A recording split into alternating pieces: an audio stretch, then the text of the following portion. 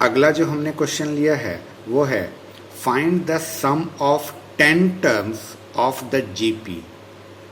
Some of 10 terms निकालने बोला गया है और हमें एक ज्योमेट्रिक प्रोग्रेशन गिवन है। Geometric progression 1, 1/2, 1/4, 1/8, dash dash dash है। ये हमारा जीपी है। इस क्वेश्चन में हमें sum of 10 terms find out करने के लिए बोला गया है। सॉल्यूशन में सबसे पहले हम लिखेंगे द गिवन जीपी। चूँकि हमारे पास एक जीपी ऑलरेडी गिवन था तो हमने द गिवन जीपी से स्टार्ट किया। हमारे पास जीपी जो है वो है 1, 1/2, 1/4, 1/8, डैश डैश डैश। यही हमारा जीपी था। इस जीपी से हमें क्या क्या इन्फॉर्मेशन पता चल रही है, आइए उसको लिखते हैं। तो हम सबसे पहले लिखेंगे फर्स्ट टर्म को हम ए से रिप्रेजेंट करते हैं और यहाँ का फर्स्ट टर्म हमारा 1 है। फिर हम लिखेंगे कॉमन रेशियो को हम आर से रिप्रेजेंट करते हैं और ये कॉमन रेशियो निकाला कैसे जाता है, second term divided by first term. Second term आपका 1/2 है, इसमें हम डिवाइड कर रहे हैं फर्स्ट टर्म यानी 1 से। अब सोचिए किसी भी नंबर में अगर आप 1 से डिवाइड करेंगे तो आपका वही नंबर आंसर आएगा। तो हमारा सॉल्व करके आर की वैल्यू हमारी निकल गई 1/2। ए की वैल्यू हमारे पास थी, आर की वैल्यू हमने निकाल ली।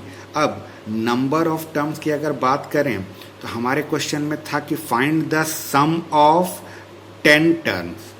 हमें 10 टर्म्स का सम फाइंड आउट करना था। तो नंबर ऑफ टर्म्स n 10 है, a की वैल्यू 1 है, r की वैल्यू 1/2 है और n की वैल्यू 10 है। अब यहाँ जरा अपने r को देखिए, r की वैल्यू आपकी 1/2 है। 1/2 जो है 1 से छोटा होता है। r की वैल्यू हाफ है, ये हाफ जो है 1 से छोटी है। तो यहाँ पर Sn का जो हमारा सेकंड फार्मूला था, Sn का ये वाला फार्मूला हम यूज करेंगे क्योंकि r की वैल्यू 1 से छोटी हो रही है। हमारे इस क्वेश्चन में r की वैल्यू 1/2 है जो कि 1 से छोटी है, इसलिए हमने Sn = a ब्रैकेट में 1 - r की पावर n अपॉन 1 - r वाला फार्मूला यूज किया। अब हमें बस यहाँ पर सबकी वैल्यू पुट करनी है। सबकी वैल्यू पुट करते समय n की जगह हमारा 10 था तो S10 बन गया। a की जगह हमारा 1 था तो a की जगह हमने 1 लिखा। ब्रैकेट में 1 तो हमारा वैसे ही है, माइनस r की जगह हमारा 1/2 था तो 1/2 की पावर 10 अपॉन 1 - 1/2। आगे सॉल्व करते समय ये S10 वैसे ही रहेगा। ये जो 1 है इस 1 का मल्टीप्लाई करेंगे तो भी कोई फ़र्क नहीं पड़ेगा, इसलिए ये 1 हट गया। ये वाला 1 अभी भी वैसे ही है। और ये जो पावर में 10 है, इस पावर में 10 के बारे में सोचिए। ये पावर का 10 1 पर भी लगेगा और ये पावर में जो 10 है ये 2 पर भी लगेगा। 1 का पावर अगर 10 करें अपने आप में वो 1 ही आएगा और अपॉन में 2 की पावर 10। और इस नीचे में जब आप एलसीएम लेंगे तो 2 - 1 अपॉन का 2 आएगा। अब ऊपर में भी आप एलसीएम लीजिए। ये 1 - 1 अपॉन 2 की पावर 10 में जब आप एलसीएम लेंगे तो 2 की पावर 10 - 1 होल डिवाइडेड बाय 2 की पावर 10। और इसको जब आप सॉल्व करेंगे तो 2 - 1 1 हो गया, 1 अपॉन 2 आया। अब इसे आपको सॉल्व करना है। 2 की पावर 10 मतलब 2 × 2 × 2 कितनी बार, 10 बार। तो 2 × 2 × 2 अगर आप 10 बार करेंगे तो वो आएगा आपका 1024।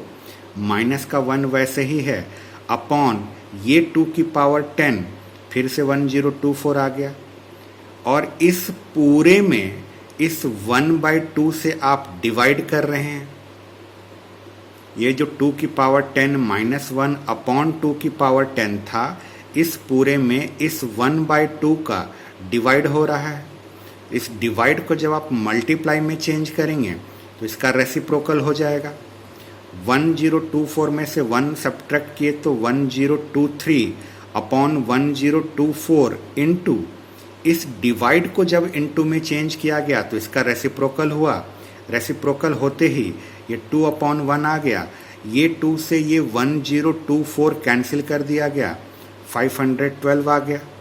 तो S10 की वैल्यू हमारी आ गई 1023 अपॉन 512। ये और आगे कैंसिल तो नहीं हो रहा है, तो यही है हमारा फाइनल आंसर इस क्वेश्चन का।